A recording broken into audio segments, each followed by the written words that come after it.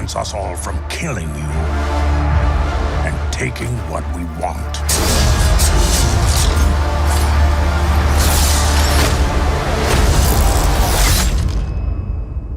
If you had spoken such insolence to Jabba, he'd have fed you to his menagerie. Please, speak freely.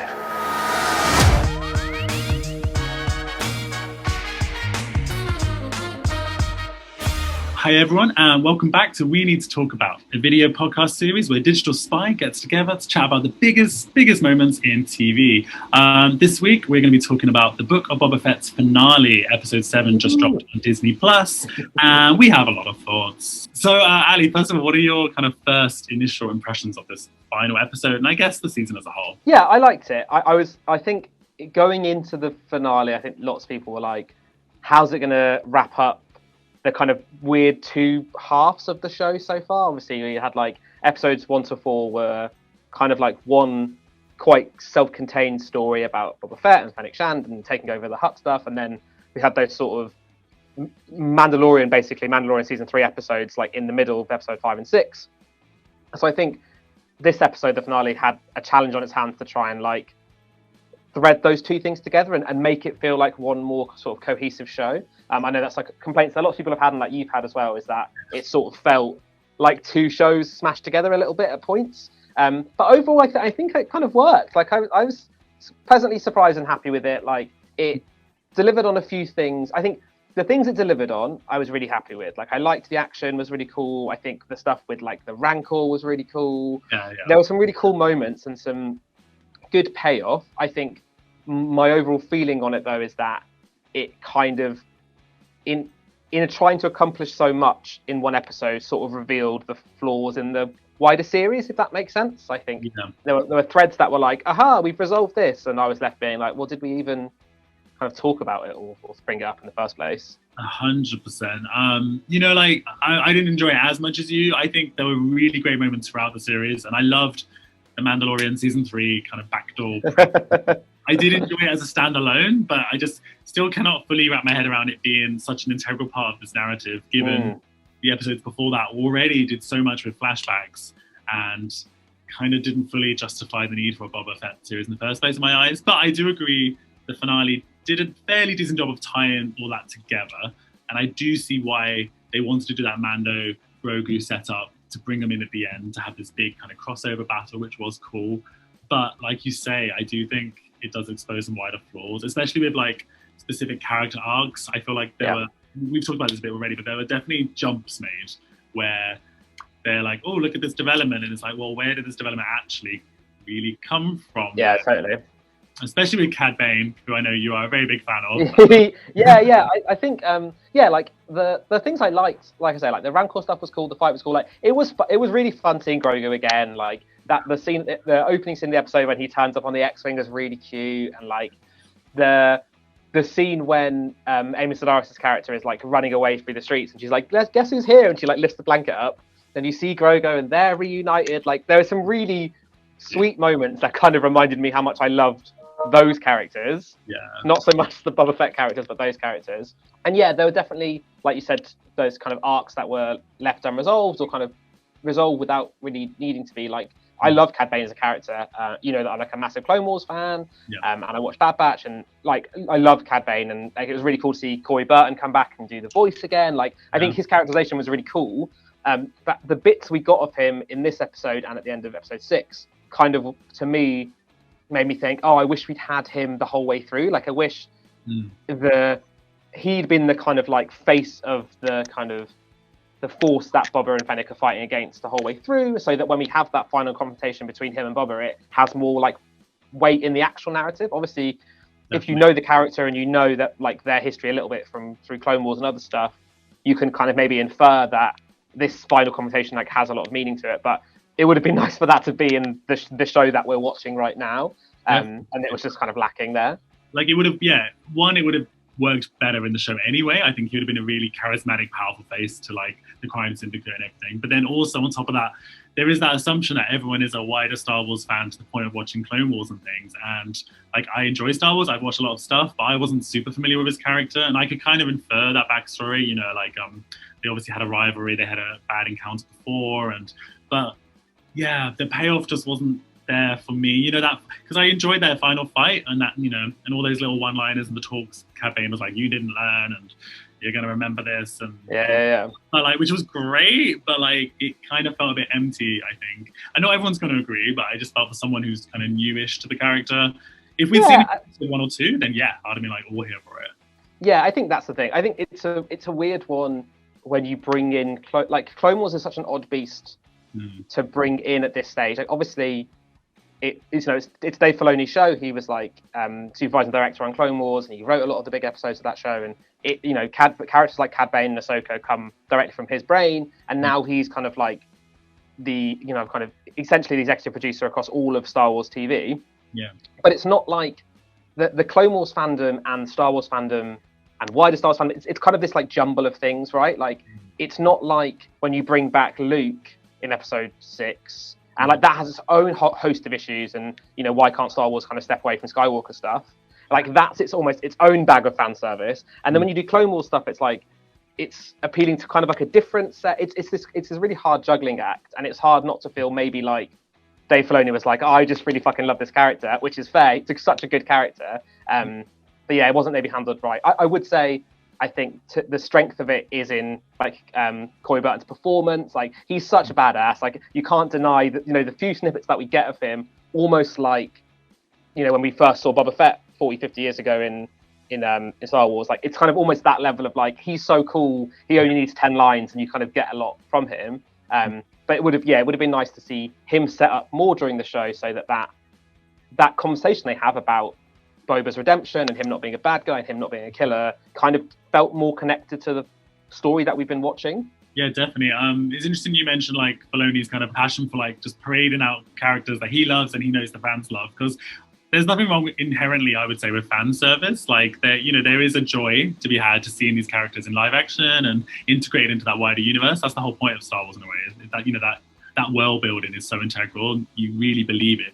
But at the same time, I felt like it kept coming at the expense of the actual main character's arc, very much so. Like you say, that development was lacking. That journey, that redemption journey in particular, felt incomplete. I think it was a point you made, actually, but I'm going to echo it and pretend it was mine. When you said about, you know, he kind of went from, we saw him in the films, he was a villain, he was like, he didn't speak, he was evil, he was like, you know, killed everyone for money. And then all of a sudden, he's very quickly just a good guy now, pretty much. Yeah. Like, people have criticized that within the show, even other characters have too, but still, it just felt so inauthentic. There was there was nothing in between to kind of justify any of these points. So then that in turn made, you know, Cad Bane's accusations of, you're not really a hero, it felt very empty, because it's like, well, yeah, I kind of agree with Cad.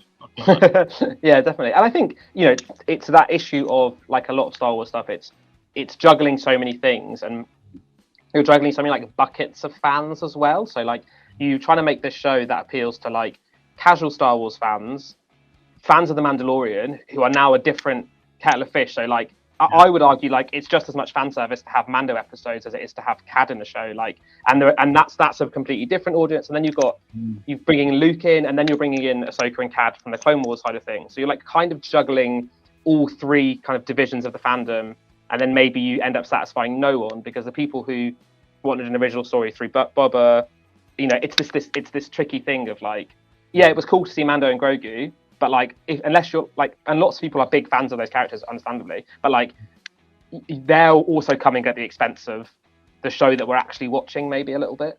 So it's tricky. It's kind of a problem with Marvel too, in a way. You know, that kind of, there's fan service, and then there's, oh, look how clever we are, because we brought in what you like, and therefore you're going to like it more, and you're going to buy our stuff more, and then it starts feeling cynical and almost financially driven, and that's not the point of Star Wars. That's not the point of Marvel. No. It's hard.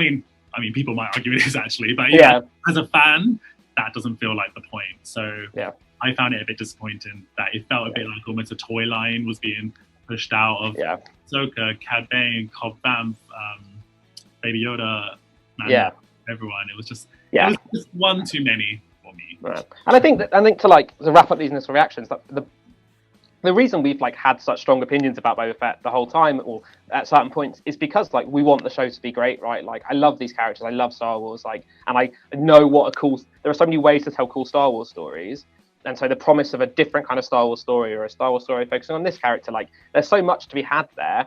So when it kind of falls short like this, or it feels like they're trying to do too much at once, you end up. That's why it's a shame, because we want these stories to be great. Like I want there to be this range of interesting Star Wars stories, and yeah, like just you could have cut maybe a third of the things you're bringing into this idea, and given, like I was thinking today about Fennec Shand, not to kind of move us on, but to think about like favorite characters from the show in general. Like both you and I, like we love Ming-Na Wen, like she's so great. I know you've spoken to her a few times. She's a delight, and she loves Star Wars, and her character is really cool. And obviously we saw her in Mandalorian, she's been in Bad Batch, and now she's been in this. But I really felt like she was super underused in Book of Boba Fett. Like she gets like a few cool things. Like there's an in the finale when she stabs the leader of the Pikes with that sword at the end. I was like, oh yeah, she's in this show. Like, and she's a badass, and she assassinated someone for the first time in however many episodes. And that was like, I wish we had more of her instead of maybe some of these other things. Yeah, 100%. I mean, like she is one of the best new characters that I think Star Wars has brought around in some time, and like you said, Ming-Na Wen is such a fan anyway. And this seemed like the perfect opportunity. She had second villain essentially, so it felt like this was almost going to be a partnership, almost like with Mando and Grogu, we would have had Boba and Fennec, but actually Boba was really underused, and then Fennec was even more underused again, which is it was disappointing. It made me kind of want just more of a Fennec solo show, if anything, to be honest. Although I do appreciate with these bounty hunter characters, it can be difficult to flesh them out. But then I guess that also harkens to a point, you talked about how we're a bit disappointed because we see so much potential. And I felt like Boba Fett had potential to do something really different, but it's ended up being a bit of a, a Mando clone, as it were. Yeah. It channels the same Western aesthetic, the same planet, some of the same morality issues of like redemption and hero versus villain and stuff, and it just coming right off literally the bat of 2 Mandalorian seasons, which was so well received, it just made it feel a bit unnecessary. And I know a lot of people feel like that going in, and I still feel like that coming out of it, unfortunately. On a more positive note, like I do think, like we said, I really loved the Cad Bane's characterization in the show. I just wanted more of it. I think people, I really like how the action looks and feels in this series at certain points. Like the fight scene at the end of like the kind of back half of the finale episode is really some really good classic Star Wars action. Like you have the scenes of like Mando and Boba both using their jetpacks to like fly around, and like them fighting together was really, really cool to see. And you had some new stuff, right? Like all the stuff with the Rancor fighting that big droid, like this weird kaiju fight in the middle of a Star Wars episode. Like that's really cool to see, and felt quite different in some ways to other stuff. Even though it's a Rancor and we've seen the Beast before, like it was quite a cool, different kind of style of fight, and so that really worked for me. Yeah, and I quite liked the challenge that he posed, and then it was Grogu ultimately who went down and beat him, which was cute. I also liked when he was trying to bite Mando's helmet, and it was just like a cheers, look at his teeth. He was like, I can't do it, I can't get out.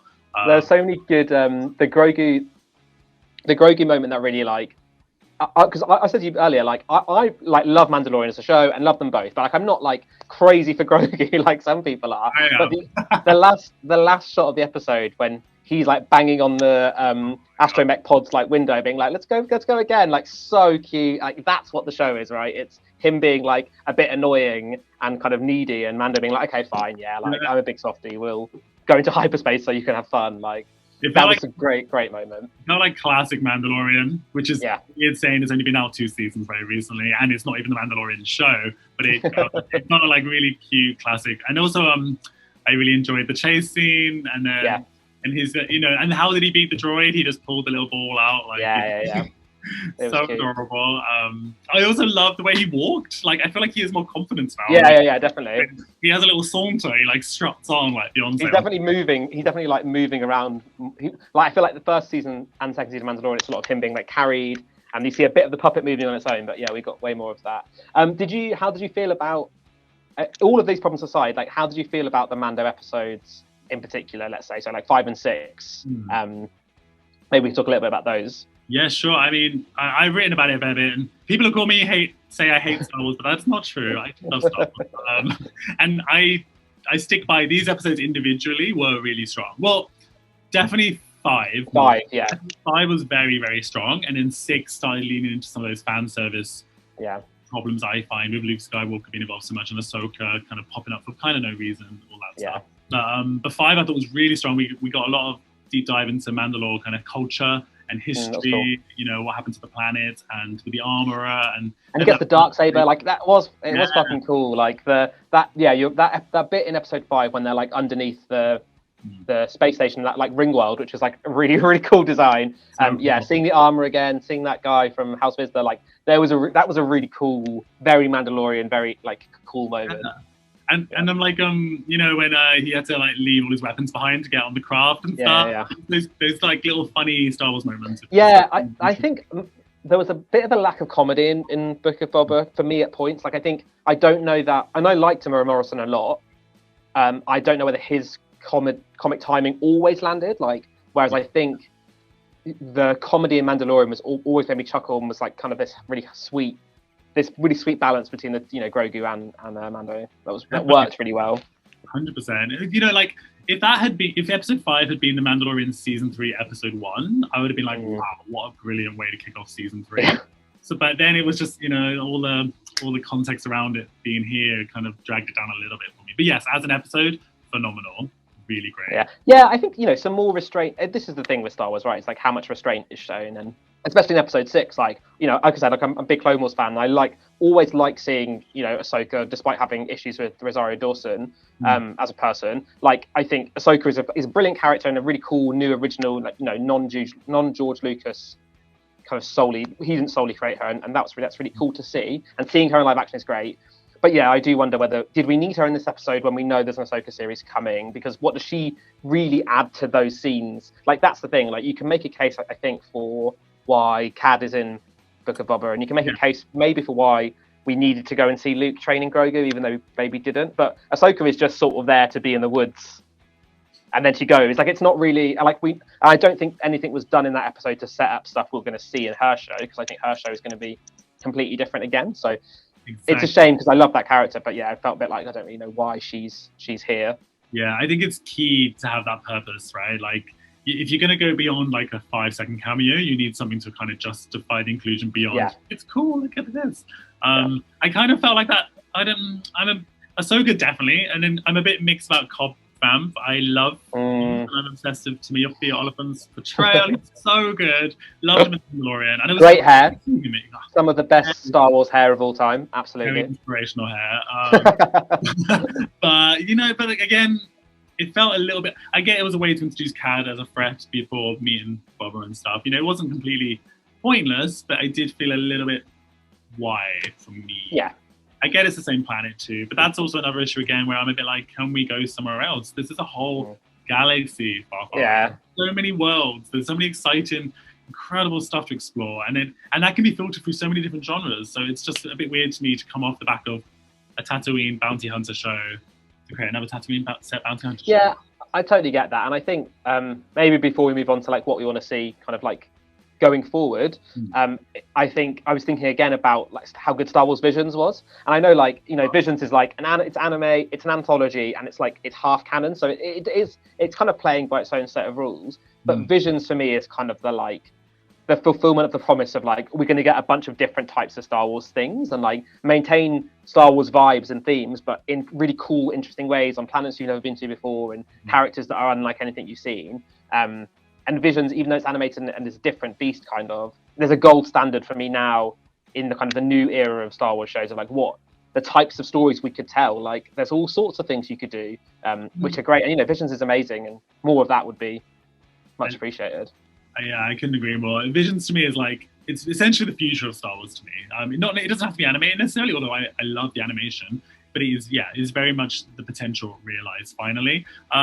It's interesting, you know, like, there's so many shows teed up that we know are coming, and I'm sure they are going to be very different and explore different things. So it's interesting to me that they chose to go with the two similar ones first. I wonder if part of that, obviously there's that link of spinning Boba out directly, but I wonder if also it was just a bit of like playing it safe almost. They were like, oh, this worked really well for Mando. Yeah. Too, you know what I mean?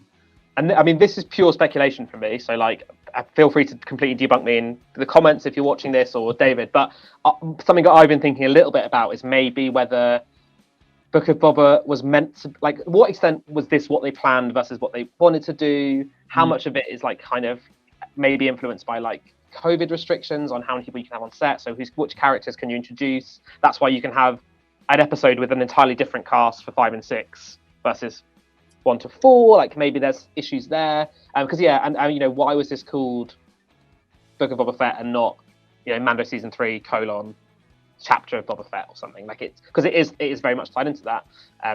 But yeah, it's an interesting one, but excited to see what comes next, obviously, like as Star Wars fans, but hopefully we can move to something even more different and more exciting. Yeah, definitely. Thinking about the future, do you think there's scope for Book of Boba Fett season 2, or do you think this story is now very played out? I don't know. I kind of would like to see a show about Boba and Fennec Shand doing stuff, and we got some of that for like 4 episodes, obviously, and there were highlights in that. This, you know, the kind of flashback structure notwithstanding, there were some cool things happening there.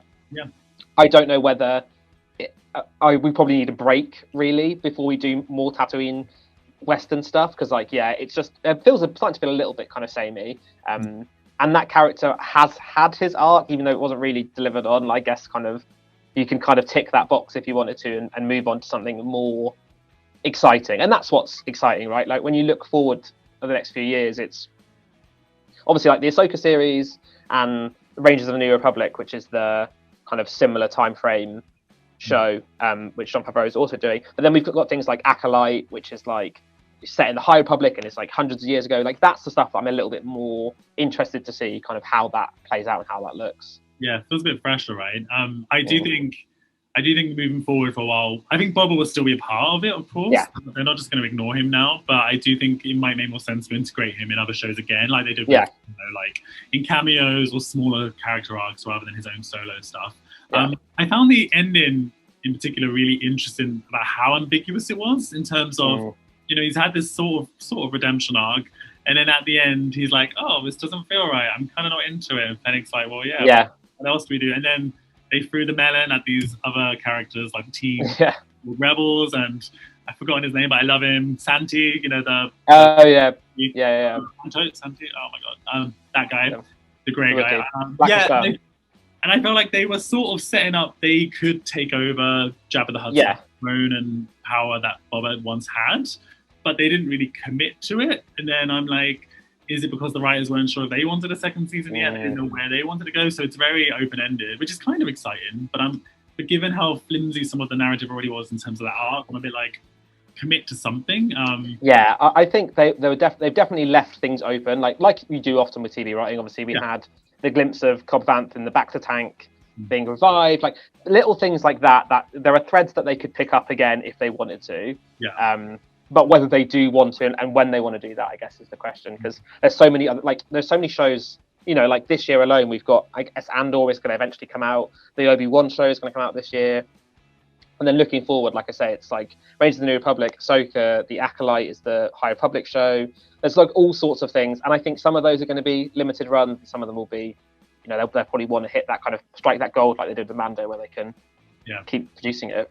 Definitely. Although, you know, if they do a season 2 of the Book of Boba Fett, eventually, whenever that might be, there's been a lot of talk online about potentially bringing Mace Windu into it, because, you know, Samuel Jackson himself says Mace isn't dead. Everyone's wrong. He's a Jedi Master, goddammit. He survived. And Mace Windu obviously has a lot of personal history with Boba. Sure. So there is scope for that. I don't know if Samuel Jackson would even... I mean, he does love the character and stuff, but I know he's also very tied up with Marvel. He just did an Apple show.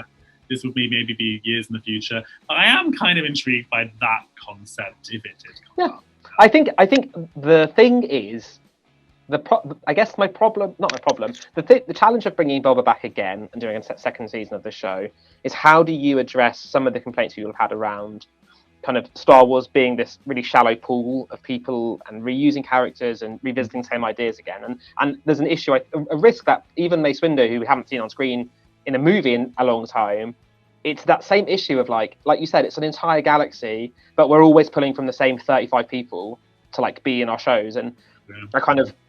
It would be cool to see Mace Windu. Obviously, it would. He's like a great character and an interesting character for lots of reasons. Like you say, because he obviously killed Jango Fett, and we think we saw him die. I mean, would be a bit weird to bring him back and be like, where's he been the whole time? We can't keep uncovering more hidden Jedi that were seemingly around the whole time. It does feel a bit silly. But what I want really looking forward is new characters. Like that's what I want to see. I want to see what the next like wave of cool Star Wars characters can be like and can do, and hopefully I think we will get that. I think so. I mean, I also say that I'm a massive Clone Wars fan, like I said, and a fan of Rebels, so I think like when we get the Ahsoka series, I'm like convinced that that's going to be, you know, her hunt for Ezra Bridger, and it's going to have Sabine, and it's going to have all these extra characters that from that show, which I love. So I'm hard to please. I want it both ways. I want new characters, and I also want old niche characters.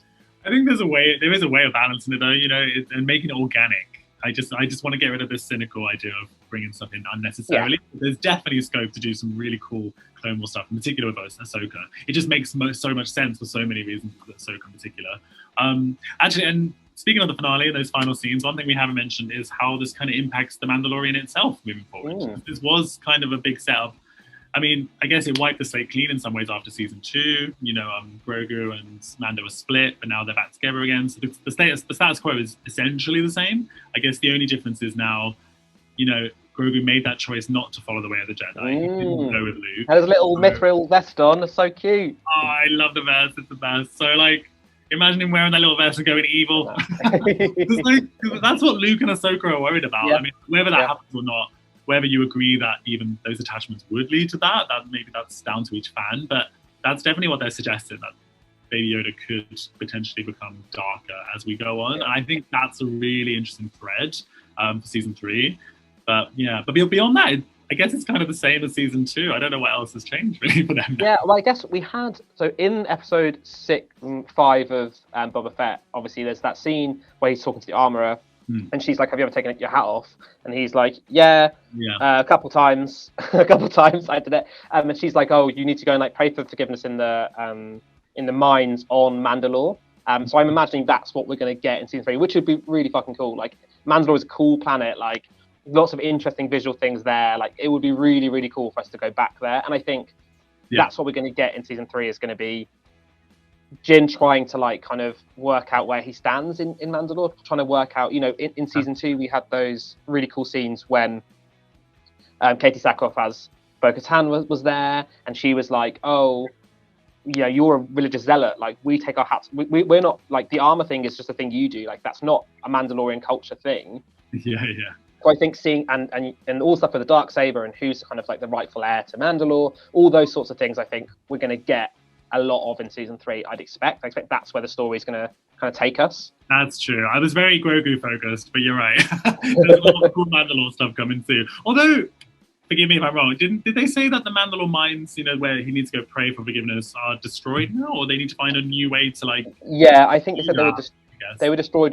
She was like, you can't get there, but I imagine he's going to try and get there. And I think the Darksaber thing is going to be the tie-in. I think like I've seen a lot of people talk about. It will be cool to see how he interacts with Bo-Katan and if there's this like struggle for power. And also, I mean, like this is just pure fan service theory, but I've seen a lot of people say that the cult that Jin is part of could potentially be like this evolution of a group called the Death Watch, who are like Mandalorian extremists during the Clone Wars and stuff, and they're like a really interesting group of people. So I think a bit more friction. I think I like the idea of Jin thinking of Mandalore and Mandalorians as this like thing, like this very narrow group of people. Like, oh, it's everyone wears their armor all the time. We're really religious. We have these really strict set of rules. And maybe him going to Mandalore and being like, oh, that's not at all really what Mandalore has ever been. Mandalorian culture is this huge, like, completely different thing to what he thought. Like, that could be some really interesting interpersonal stuff. I would love that, actually. And, you know, and spirituality and religion have actually always been so key to Star Wars anyway, speaking. So, but to approach from that extremist kind of zealot angle, I think that would really set the show apart even more. So yeah, like there's lots to look forward to, obviously, like we just talked about, all the new shows and stuff. I'm also really excited to see how the kind of creative team behind the shows shakes out, because obviously I was looking at the like directors list and stuff for Book of Boba, and you know, Jon Favreau, who we know from like everywhere and being kind of like the Disney's go-to guy, wrote all of the episodes apart from episode 6, which he co-wrote with Dave Filoni. Dave Filoni we talked about. You know, we had some interesting directors. Robert Rodriguez directed like 3 episodes, and which were really cool, and people like, it's cool to have a new kind of, obviously a very famous director, but someone new to the franchise in some ways, kind of like pick up that. And obviously Bryce Dallas Howard made her return again in episode 5, which was the first kind of like semi-Mandalorian episode. So I'm really excited to see like that team kind of shake out as the kind of new people behind Star Wars, which is really crazy. Absolutely. I mean, some unexpected names too, right? Like Robert Rodriguez is very known for his action, but he's much more known for his own kind of creations. So to see him embrace a different kind of mythology and put his stamp on it. And you spoke to Bryce Dallas Howard during Mandalorian, right? It did, yeah. For season 2, for her episode she directed, which was phenomenal. She hasn't done that many episodes, but the ones she does, I always find us consistently some of my favorites. The best, definitely. And it's really, and when I spoke to her, she was very much a fan's fan. She so passionate, and I feel like that really comes through with her, and also obviously Favreau, and I mean Filoni goes without saying, but also it's like they're very clearly fans behind it, making it for the fans, which is really great. I mean, I know we talked a bit about fan service can be a bit much, but actually, end of the day, it's much better to have fans behind the wheel than executives who are just definitely out there. So I'm really excited, and I would like to see them kind of move into the big screen stuff. I know the big screen future is a bit more vague than small screen. I don't know. Robert Rodriguez directed Star Wars. Yeah, definitely. Bryce Dallas Howard one. There's something in that, I think. Yeah, I think you're right. I am not a bounty hunter.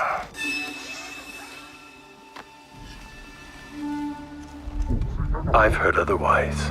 Okay, so that's what we thought of the Book of Boba Fett here at Digital Spy, but we want to know what you think. So please let us know in the comments below. And if you enjoy what we're doing here, don't forget to like and subscribe. Thank you so much. Can't wait to chat again soon about the next chapter of Star Wars. Bye.